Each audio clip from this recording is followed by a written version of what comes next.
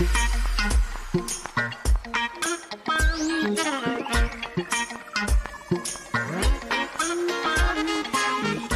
live from the Hoban Law Group here in Denver, Colorado, I'm your host, Eric Singular. We're sitting alongside President and founder of the Hoban Law Group, Bob Hoban. You know, Bob, yesterday we were discussing this announcement from the DEA about Epidiolex being removed from the controlled substances list. And today our hearts are heavy as we are mourning the passing of Charlotte Figi, who was such a hero in this industry for getting the tide to turn and the perceptions to shift around cannabis as medicine. What are your thoughts on all of this? Well, certainly it's a sad day, and it really is a marker of the road just to show how serious this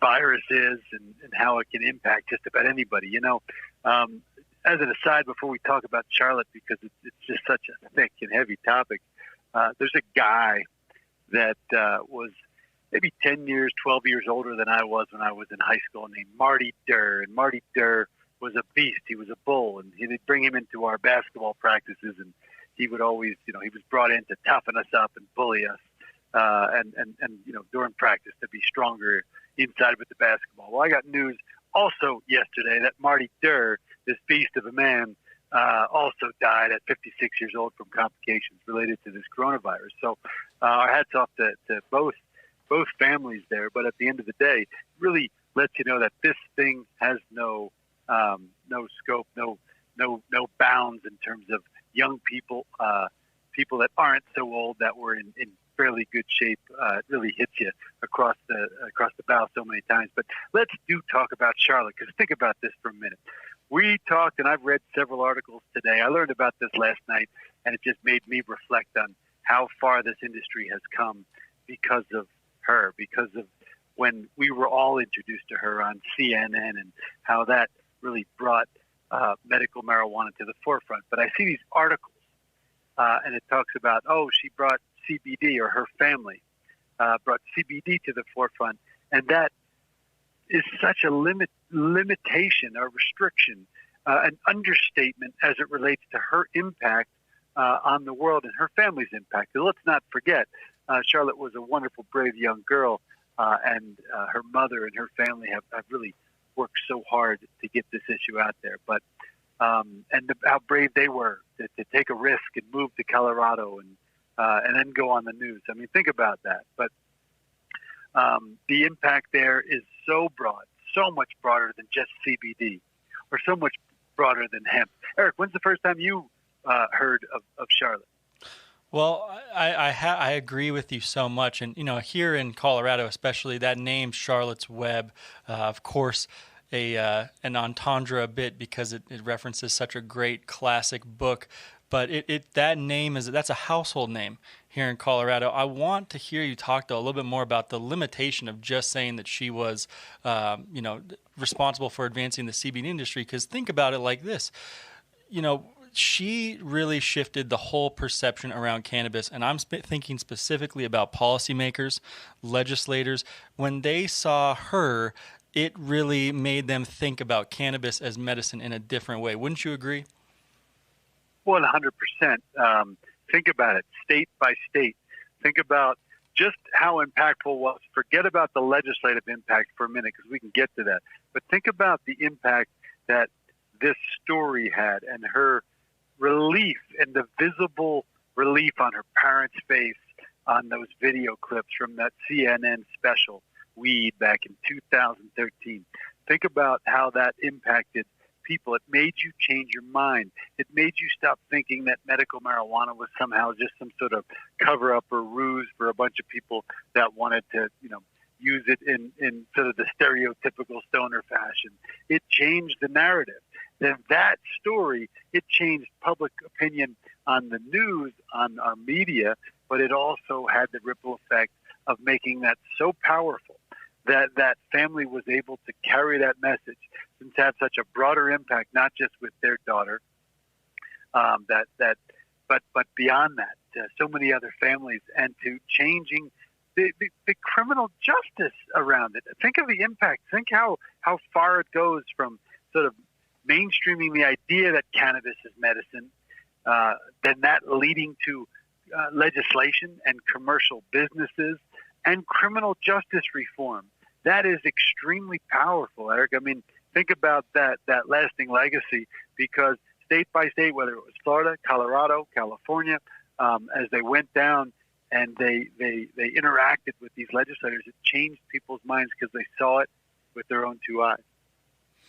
Well, absolutely, and I encourage anybody who who feels the weight of this, reach out. We've seen a huge outpouring on social media to whether it's Charlotte's Web or to the Stanley Brothers or the Realm of Caring, all of the different channels that they had. Just go support them. Let them know that they are in your thoughts. This is a difficult time on its own, especially difficult with this happening. It's just there's no words, Bob. It's a real hit. No doubt about it. No doubt about it. And you do see, like I said, on social media, you see the impact. And it's really kind of felt around the world. You see messages from many of our Latin American colleagues in Spanish talking about Charlotte and the legacy that she leaves behind, but really created a lot of positive movement in so many different ways and helped so many people. And it really is sad that this virus just took her into its grips. But her message, her flame will live on, her love light, if you will carry on and on because of the lasting impact that we'll all continue to get to be a part of. It certainly will. It certainly will. And, it is wild to see that global outpouring. Because, again, as you always say, Bob, there's so many different opinions on how do you even think about this industry? How do you define the cannabis industry? And as you always say, it is global. This is a global industry. And, a hero in any part of the industry is a global hero. Shifting gears a little bit, I want to talk about this. The essential treatment of cannabis. We've talked about this on the Hoban Minute a lot, but let's think about the implications here. Does the essential treatment of cannabis render distinctions between medical and recreational adult use meaningless? What's going on? Yeah, it's a great question, and it's a thick question. We try to take it a step back. There's this notion that somehow, some way, there's a vast distinction between medical marijuana and adult use marijuana in the United States in our dispensary-based system. And I'm not saying that there's not a distinction from a scientific and medical perspective. I don't doubt the medicinal benefits of this plant even for a second. However, from a public policy standpoint, I don't see the need for us to continue to make this distinction. Think about the fact that in Colorado, we started as a medical marijuana regulatory system, and then we went to the adult use system because our voters enacted that in 2012. And now we have these two regulated systems standing side by side. Many of the businesses hold both licenses. They get to participate as a medical marijuana dispensary, meaning a patient with a card has to come in and be eligible to purchase. And an adult use system where you simply have to be over a certain age, 21 in this context. So is there really a distinction? Now, this is important because I'm not saying that there's not a distinction. It's just public policy. Look at the state of Washington. They eliminated the distinction between their marijuana collective-based system to a state adult use system. It all merged into one. And the market will drive, I can give you examples of this, the market will drive products into those adult use dispensaries or those just over-the-counter marijuana dispensaries to service the patient market as well. We see this with CBD. Why else would marijuana adult use stores serve and provide CBD products, especially hemp-based CBD products, or produce CBD products of their own unless they cater to a market that desired products for medicinal use. So I do believe that merging those markets is critical. Now, let me also suggest from a public policy, then I'll come back to your question, from a public policy perspective, this is all over-the-counter marijuana. There's really three distinct swim lanes from public policy. You've got your FDA lane, your approved medicines, specific formulas for specific conditions. And then you've got your over-the-counter marijuana lane, which is effectively our dispensary system here state by state in the U.S. And then you've got your wellness lane or your nutraceuticals lane, which encompasses CBD products, other non-psychoactive formulations that alleviate conditions taking in low doses, not condition specific. You got hemp foods that fall into that wellness and nutraceuticals category because they do contain high nutritional content with proteins, omega-3s, omega-6s. So those are your three distinct lanes. And over-the-counter marijuana is over-the-counter marijuana. And by the way, it's probably a good thing that it's regulated intrastate, state by state, but that's another topic for another day. Now, come a full circle. Back to your question. Does the coronavirus highlight the fact that this distinction doesn't need to be made? I think it does. I think that politicians are making false distinctions between marijuana dispensaries as essential for medical use, medical marijuana, versus adult use. Our own mayor here in the city of Denver made that distinction. Upon the shelter-in-place lockdown and identifying what were essential businesses, the mayor said at 2 p.m. on that particular day, a week or two ago, that marijuana, medical marijuana businesses were essential, but adult use businesses were not. Consumers behaved the way you would expect them to behave within hours. The store lines at the adult use stores were very long. Well, the governor reversed course on that and said all marijuana businesses are eligible as essential businesses by 5 p.m. that very same day.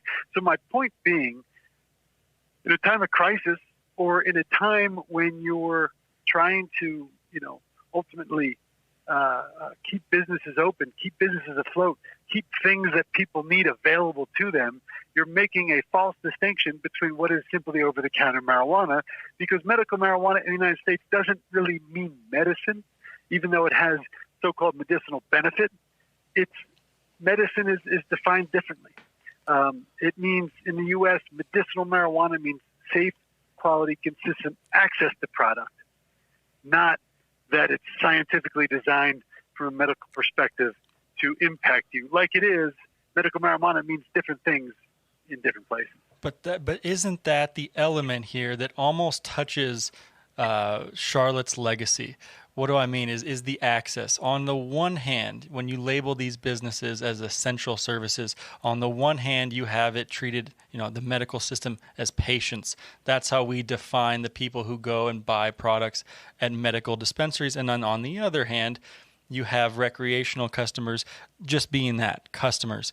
Now, I guess what I'm getting at is, we don't know how to qualify the amount of people who are using the recreational space and the recreational sector for medicine and for access. So doesn't this speak a little bit to her legacy? And to your point, why do we have this distinction, this bifurcation? It just seems more and more to be unnecessary, especially now in what has come to light and the way we've treated these businesses in the wake of COVID.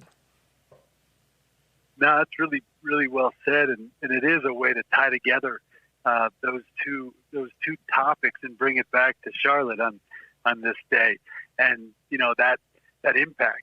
The fact of the matter is, from a policymaker perspective, because there's so much stigma around this plant in the United States for a variety of reasons that we can't even begin to go into today. There's so much stigma around this plant, and that stigma really, really resonates with politicians, and they draw a deep, hard line about marijuana policy change or decriminalization or legalization or regulation. It was the medical topic that got politicians who would not have otherwise looked at this plant as a viable alternative or anything other than the stoner scenario we talked about a while ago. That got the politicians to look at it differently. And that's the weird thing about it, is we had to come at politicians as a grassroots movement to effectuate medical marijuana change. It didn't come from the medical community. In fact, very few physicians are even educated about the endocannabinoid system worldwide in their typical MD programs or the equivalent in different countries around the world. So my point being that with a grassroots movement, with people that demonstrated in real life with their brave families taking steps to put this on the map, here we are today where if my mother were still alive, and she passed away in 2011, I didn't have the benefit of being able to walk into a store with my mother and say, hey, here's the variety of offerings. This is what could help you with the effects of chemotherapy and the pain from pancreatic cancer. But instead, we had to make calls to caregivers who helped when you found the right ones, but otherwise, it wasn't the experience that she deserved. And Charlotte has that lasting impact now that somebody whose daughter, son, brother, mother needs help can walk into a store with them and obtain things and try and see what works for them. No, it's an absolute shift in stigma and perception. Really, just that's a huge part of what the Hoban Minute is all about. Is just shifting perspectives. I think this is a great moment to reflect on that as we reflect on her legacy and going forward. Now, this brings up another interesting point, though. When we look at the essential treatment of these businesses, we have seen such a rush on dispensaries. You mentioned when Mayor Hancock announced the closing of dispensaries, people flooded them so much that they had to roll back that ordinance. So this has led a lot of people, we've seen this come up in the headlines a lot, that this industry, the cannabis industry, whatever that is recession-proof. I want your take on this, Bob. Is it recession-proof? What the heck is the cannabis industry, I guess, in the first place? Yeah, no, those are great questions, and they're absolutely related. Is the cannabis industry recession-proof? I've heard this question asked so many times over the last couple of weeks, and the resounding response from well-educated people that I respect, financial advisors and the like, the response seems to be yes. It is indeed recession-proof. And while I respect that position, I think that it's not exactly true. Is the cannabis industry recession-proof? The plant itself, the demand for cannabis, whether in smokable form, oil form, or the like, the demand is indeed recession-proof. Both, as we've talked about, medicinal users, adult use, recreational users, the demand exists, particularly in times like this where people are using the product for a variety of reasons, not the least of which is self-medication, just to get by. So the demand for the product is absolutely recession-proof. However, the demand for the act of the industry being recession-proof, that's a question that I doubt about. I wouldn't say that the industry itself is recession-proof because we can't even agree as a country, as a state, let alone a region or a world, what the so-called cannabis industry really is. The cannabis industry is made up of course, the marijuana side of the industry and the industrial hemp side of the industry, using legal terminology. That's what the two sides of the industry are. And if you can't even agree public policy-wise through the United Nations as a baseline with their conventions to say this is what the product is, this is how it should be regulated by its uses. Medical marijuana means things all over the world, but marijuana or cannabis legalization means so many things to different people around the world. In Canada, they might regulate it and legalize it for health purposes. In Latin American countries, they might do it to eliminate the narco trade or to provide economic development. In the European Union, they might just be all in on medical cannabis and how you can use that at a very high level to develop formulas to help people from a medicinal perspective. In Africa, the African nations have legalized it for other reasons. So my whole point is that we can't even agree whether the cannabis industry is marijuana, is it hemp, is it CBD? We don't really have a common understanding, nor do we have a common public policy or legislative framework anywhere around the world. So what we're doing as lawyers, and what so many hardworking folks in the industry are doing, is trying to connect the dots and create a global supply chain in and of itself. But we don't quite understand what that means yet. We still don't all agree what this is. And then you've got dispensary owners in state X or Y saying, well, what does it matter to me what's happening outside of the U.S., because all I can do is operate in my particular state. So we don't even have a common understanding. We don't have common regulation. We don't have common policy. So the industry as a recession-proof thing does not and cannot exist, particularly in the face of federal illegality of marijuana here in the United States. So my point is, there is a distinction there between the demand for the product and how it's distributed from the commercial elements of what the industry is. The industry is not recession-proof. The plant is. The plant is. This is where things get so sticky, Bob, because as you say, and you're absolutely right, we cannot agree on the definition of this industry at the state level, at the federal level. So you have international organizations who really do, they're responsible for creating these global policies. I'm thinking primarily, and you brought this up, but the United Nations.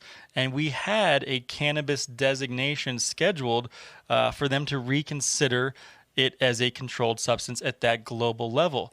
Now this has been postponed. But I want to know what your thoughts are on this in the first place. Is there the way that the World Health Organization and the United Nations, are they looking at this from a maybe kind of a fractured perspective? And if so, what does it need to be? How do they need to shift their thinking at that global defining level for what cannabis is? That's a great point. I think that the people on the committee for the United Nations, the Committee of Narcotic Drugs, I believe that they're hard workers and they're really trying to get this right. But I believe that organization and the folks that have the most influence as activists and lobbyists there are lobbying on the same policy issue and messaging that has been around for several decades now. And that messaging has changed because we are now operating in a global cannabis industry, which is indeed a 100% commercial and largely regulated environment.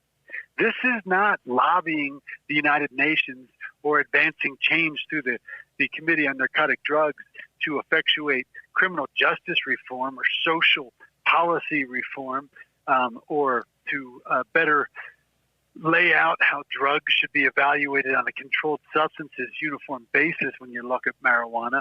But we're talking about operating in a commercial environment. It's like that Allen Iverson thing from back in the day. You're talking about practice. You're talking about a commercial environment. You're not talking about social justice reform any longer. So to lobby the United Nations and to work with the World Health Organization, who has advanced forward-thinking scientific conclusions regarding cannabis that are almost exclusively favorable, to wait for the United Nations to make a decision based on the same kind of narcotic reform policies and efforts that have not really succeeded for decades means that there needs to be a change. And that change of focus needs to be on how this is a global cannabis economy. And when you regulate the plant from a public policy perspective at the United Nations level, you have to consider it in 4 distinct policy lanes. So I'm expanding the 3 lanes to the 4th lane by suggesting that we regulate the plant by its uses. And by the way, the cannabis plant is under the United Nations Convention, already regulated and addressed by its particular uses. But those lanes need to be carved out and need to be specifically identified with model legislation or model policy from different places around the world. So if you take those 4 buckets, the industrial use lane, cannabis regulations and policy that flow from that lane should not have any impact on whether or not marijuana is controlled or not, because the uses derived from the plant are not going to be consumed by human beings or used for any sort of medicinal or drug efficacy. Second lane, we talked about this already, the FDA-approved medicines lane, very distinct big pharmaceutical companies. The third lane being the nutraceutical companies. The idea that a wellness and a food and supplement line could support this plant, and then over-the-counter marijuana, effectively dispensary systems. People that want to access marijuana flower and marijuana oil in its natural state, not as an approved drug. All of those things can and should be allowed worldwide. Now, how do you create those policy lanes and affect that change? You have to view it through that lens.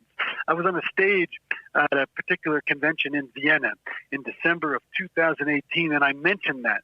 And a couple of folks in the audience said, that's crazy. That's a crazy policy perspective, because their perspective was, this is medicinal cannabis, and it needs to be made available to patients. Well, that, of course, is part of this.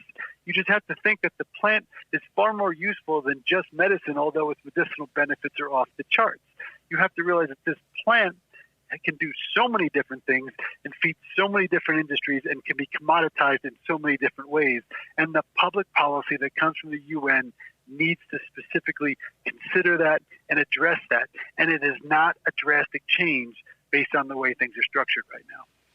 You cannot undervalue the message that you are saying there, especially when you think about that the United Nations, this is why it exists. This is the entire thrust of what they are doing to create that model policy around the world.